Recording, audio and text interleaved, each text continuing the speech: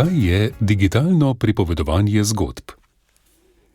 Digitalno pripovedovanje zgodb je praksa združevanja pripovedi z digitalno avdio in vizualno vsebino za ustvarjanje 3 do 5 minut dolgega filma.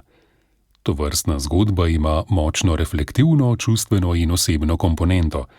Znano je tudi kot interaktivno pripovedovanje zgodb.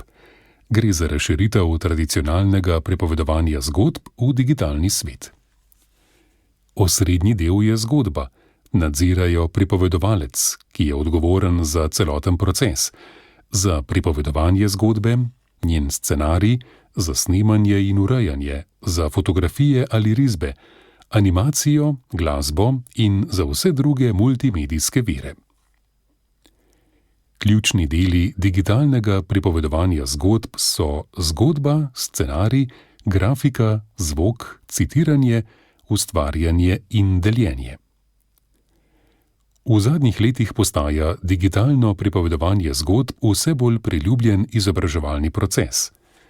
Njegove prednosti so: spodbuja demokratično vedenje, spodbuja svobodo izražanja, spodbuja ustvarjalnost in pripravlja udeležence na delo v različnih okoljih. Je tudi primerna metoda za izobraževanje odraslih. Nedavne raziskave kažejo, da je metoda posebej primerna za ranljivo populacijo, kot so starejši in ljudje z nizkimi digitalnimi veščinami, ki imajo malo znanja o digitalnem ustvarjanju, kot so snemanje in montaža, vendar želijo, da se tudi njihov glas sliši. To počne projekt ArtDiko.